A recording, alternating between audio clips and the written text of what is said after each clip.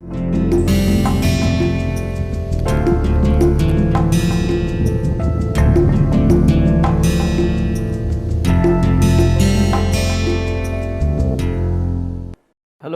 welcome to another module in this massive open online course. So, we are looking at the Z transform and its properties. So, let us continue our discussion on this very important transform for discrete time signals and systems termed the Z transform.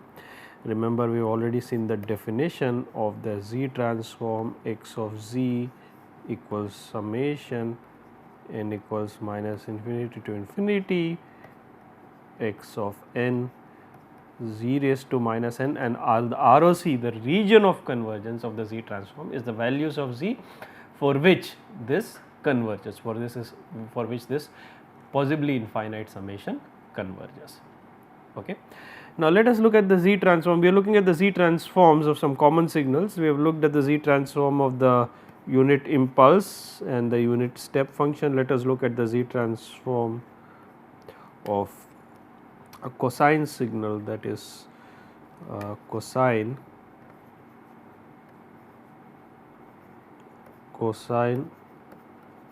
omega naught n u n, which, as you know, cosine omega naught n can be written as, so this is basically cosine omega naught n can be written as half e raised to j omega naught n,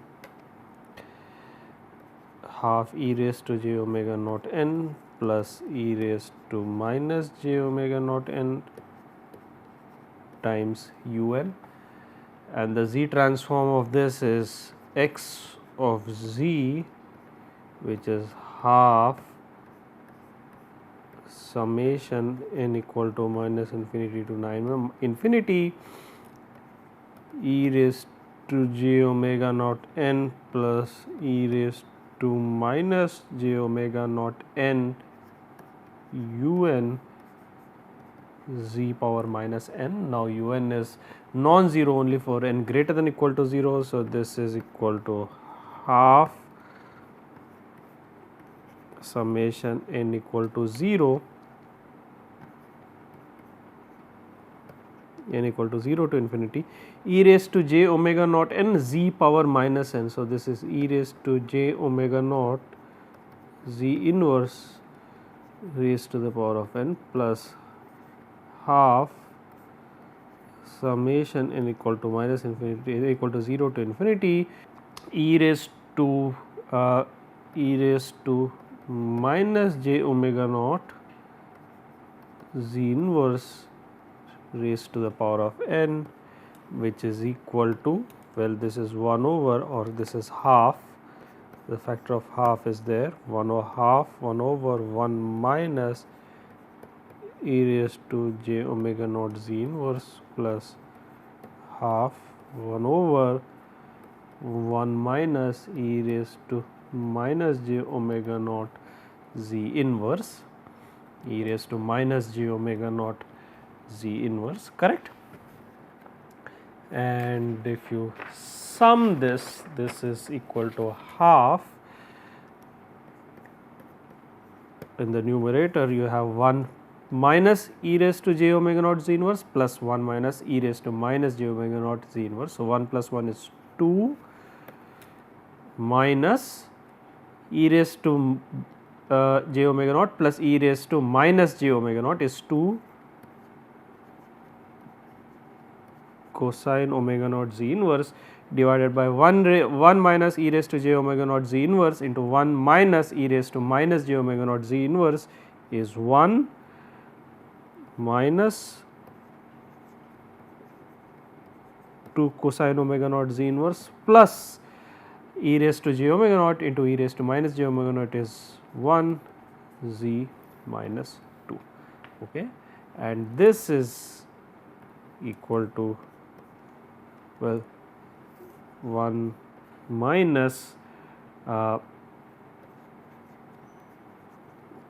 cosine omega naught z inverse by 1 minus 2 cosine omega naught z inverse plus z minus 2, which simplify by multiplying the numerator and denominator by z raised to minus z square. So, that will give you z square minus cosine omega naught z, or minus, I am sorry, there is a factor of 2 over here, or there is a factor of, there is no factor of 2. So, this is z square minus cosine omega naught z minus cosine omega naught z divided by z square minus 2 cosine omega naught z plus 1. And the region of convergence, remember this has two poles, that is e raised to j omega naught and e raised to minus j omega naught. So, the two poles are, there are two poles, P1 equals e raised to j omega naught and P2 equals e raised to minus j e raised to minus j omega naught, and therefore, the ROC, remember ROC equals magnitude of z greater than magnitude of e raised to j omega naught, comma, it has to be greater than magnitude of both poles, and magnitude of both poles equals 1. So, ROC is magnitude z greater than 1. This is the ROC and this is the z transform of cosine, this is the z transform of cosine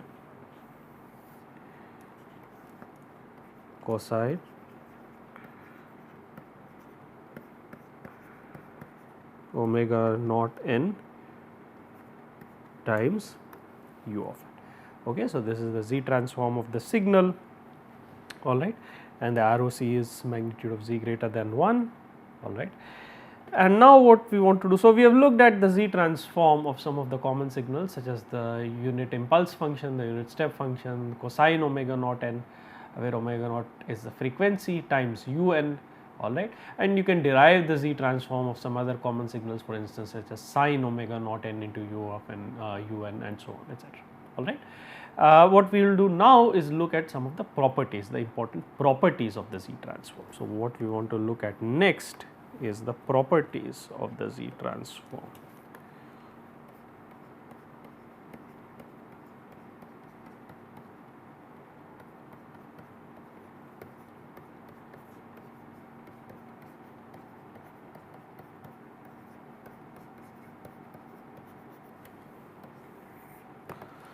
Properties of the z transform.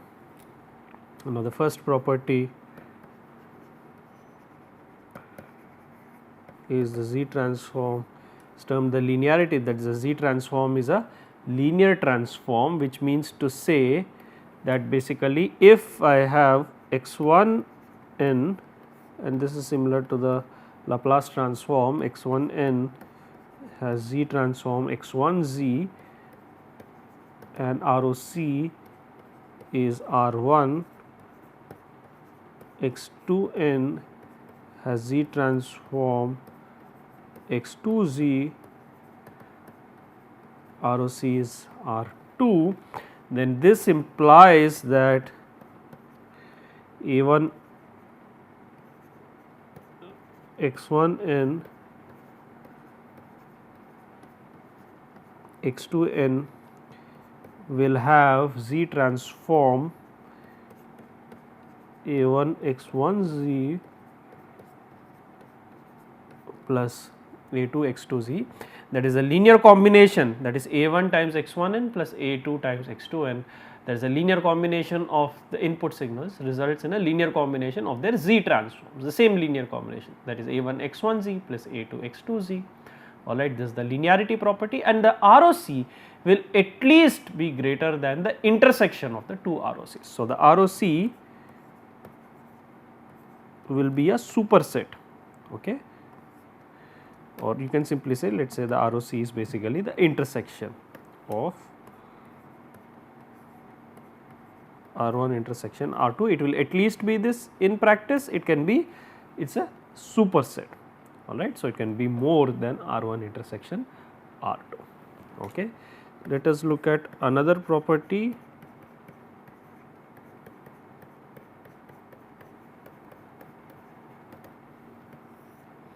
The time shifting property, that is, let us say x of n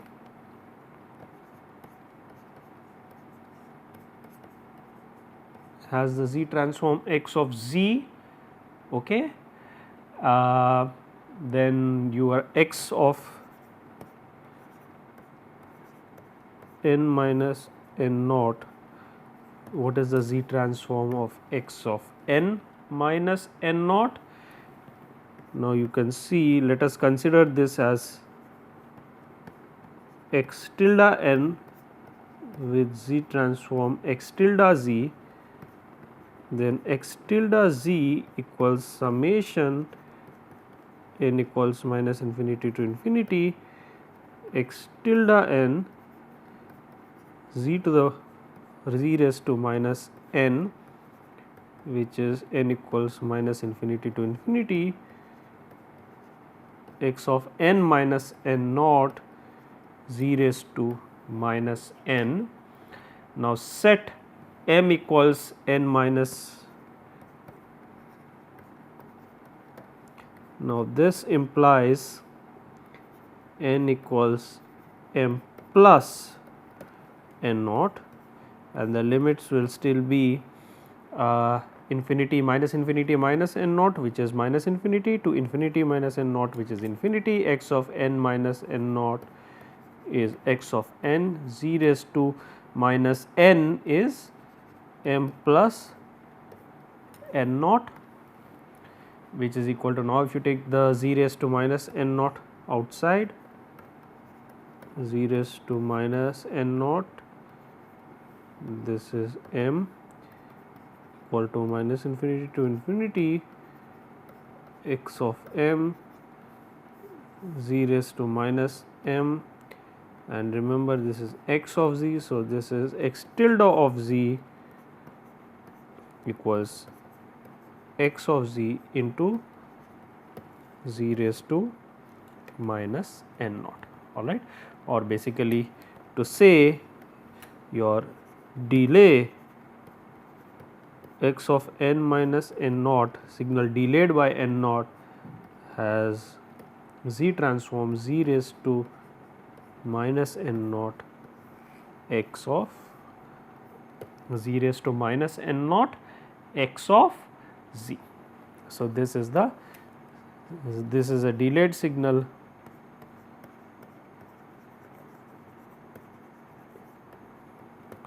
this is a signal delayed by n naught, and this is the z transform of the signal, that is its original z transform multiplied by z raised to minus n naught.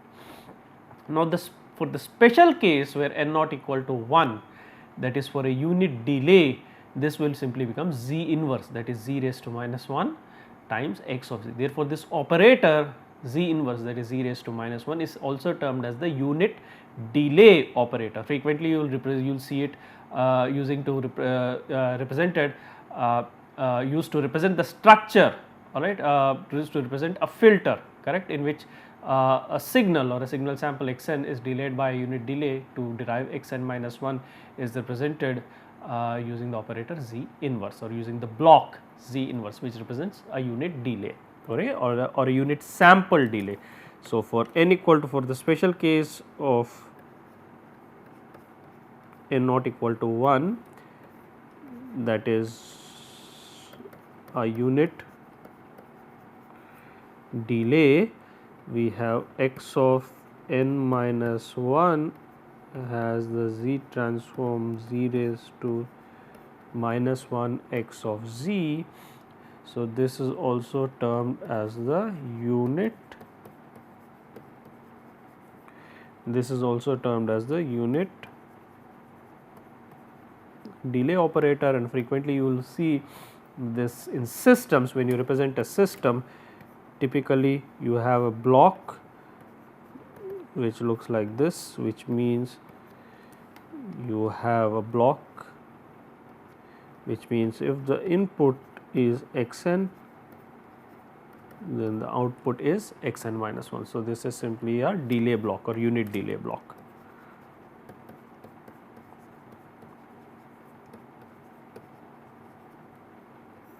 Okay, so this is a delay block that is used to represent a delay, a sample delay, and you can consider construct or you can link several such blocks to basically delay the signal by an arbitrary amount. For instance, if you connect two such blocks in series, the net signal will be delayed by 2 time instance. So, xn minus 1 and the output will be xn minus 2. Okay, and then you can do processing on xn minus 1, xn minus 2 and so on. Okay, all right.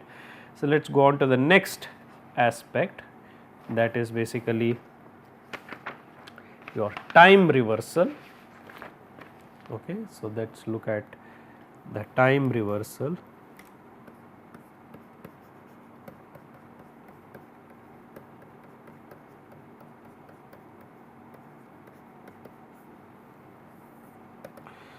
In time reversal, what we have is x tilde n equals x of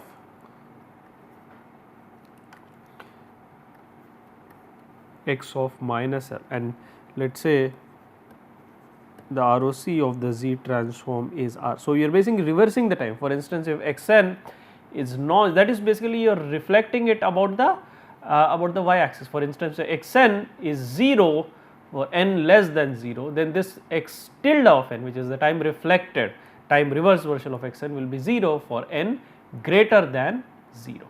Okay, so, it is a reflector, or it is a time reversed version of xn. And the Z transform of this, it is easy to see, this is given as x tilde z equals summation n equals minus infinity to infinity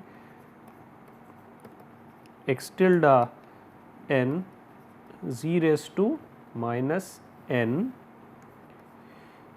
that is equal to n equals minus infinity to infinity x of minus n z raised to minus n, which is now set m equals minus n,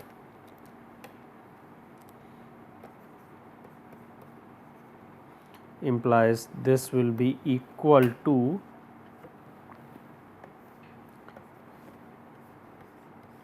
limit infinity minus infinity becomes infinity, infinity becomes minus infinity. So, the sum still goes from minus infinity to infinity x of m z raised to minus of n, but minus of n is m z x of m z raised to minus m, which is m equals minus infinity to infinity x of m z inverse raised to minus m, and this is nothing but the Z transform of x evaluated at Z inverse or evaluated at 1 over Z. So, x tilde of Z, or basically if you look at the time reverse version of xn, that has the Z transform 1 over Z, and naturally the ROC will be 1 over Z element of R. So, for the ROC, for the Z transform, for it converge, we must have 1 over Z belongs, it converges. Remember, the Z transform x of Z converges where Z belongs to R. So, since this is x of 1 over Z, we must have for convergence 1 over Z belongs to R, which means the ROC must be equal to 1 over R, that is the inverse of any element, that is ROC R tilde equals basically all elements C T such that 1 over T belongs to R, that is the inverse of all the elements in R, inverse of all the elements in R. Okay, the Z transform, possibly with the exception of 0, because inverse of 0 does not exist. Okay. alright. So, that is the Z transform of the time reverse signal x of minus n, which is x of capital X, or the x of 1 over z, alright. Let us look at another property. Let us see what happens when you multiply the signal by n.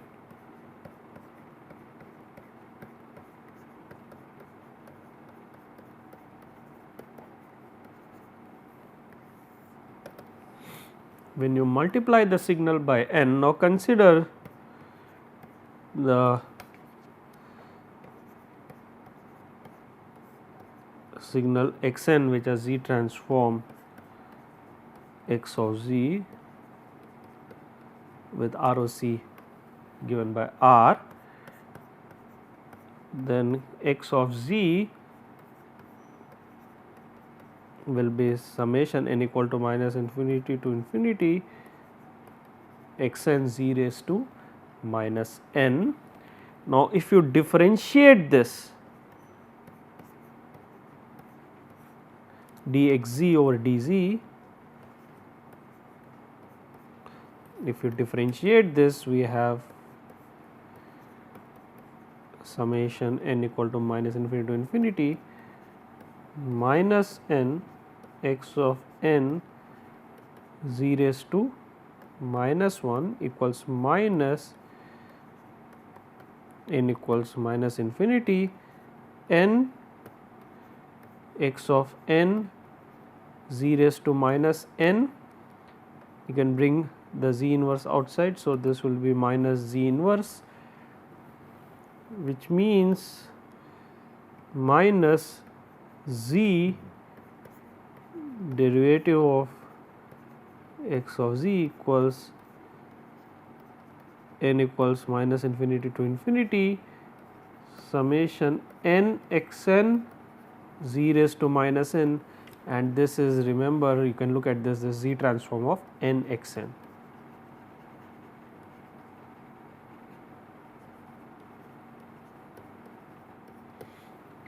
So, the signal, that is time multiplication by n, that is the signal n x n has Z transform minus z dxz divided by. So, multiplication in time is basically differentiation in the z domain. So, this is multiplication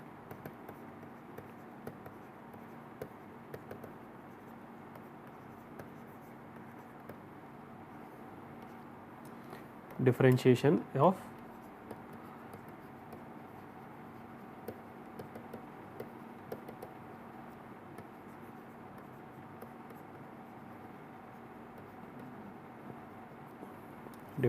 of the Z transform. Let us look at one final property, that is the accumulation, which is similar to integration in time. So, we have the accumulation property .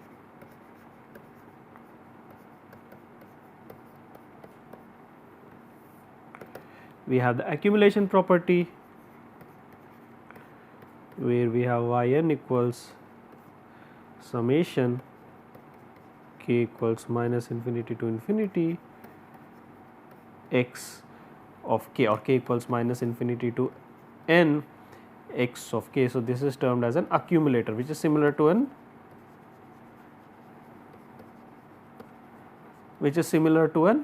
integrator for continuous time.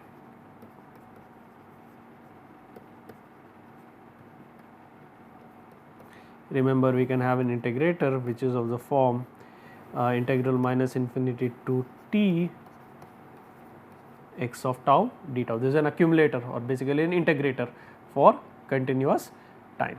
Okay. And now the Z transform, so of this can be obtained as follows. Now, you can see that y of n minus y of n minus 1, if you consider y of n minus y of n minus 1, well, this is, you can simplify it as summation k equals minus infinity to n x of k minus summation k equals minus infinity to n minus 1 x of k. which is basically, again you can see the only term that survives is x of n. Now taking the Z transform,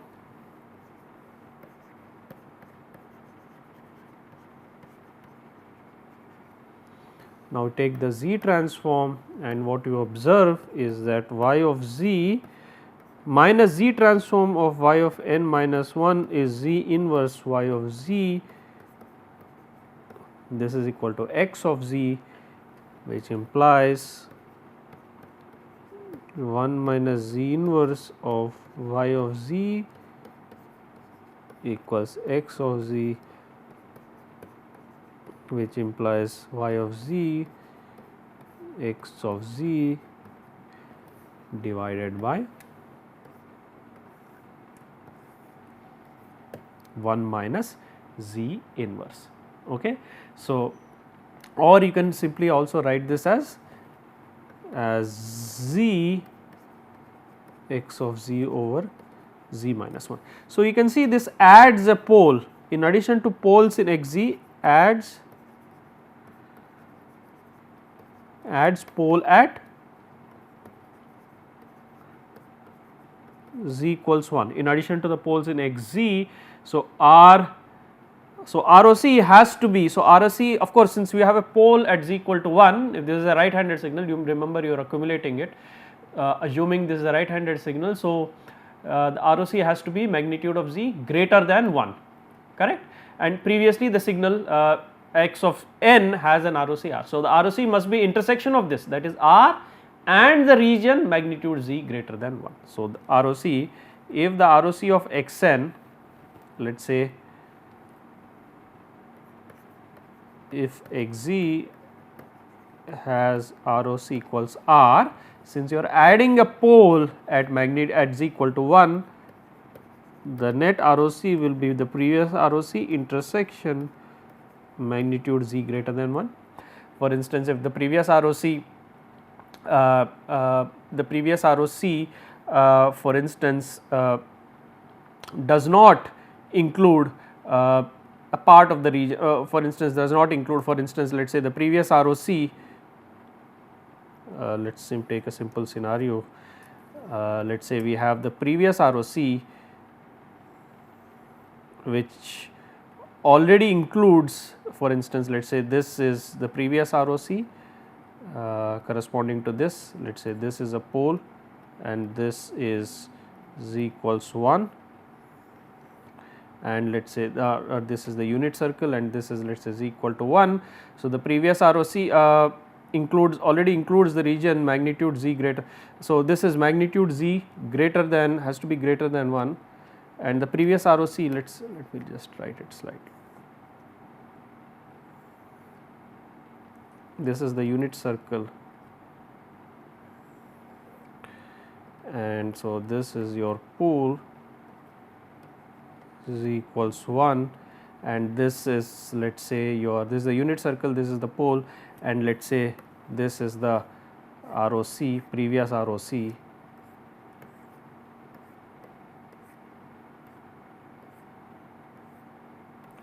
Now, the previous ROC already is the region in which magnitude z is greater than 1. So, the previous ROC is modified, otherwise it has to be modified appropriately. So, the ROC will be the previous ROC or intersection with the region magnitude z greater than 1, alright.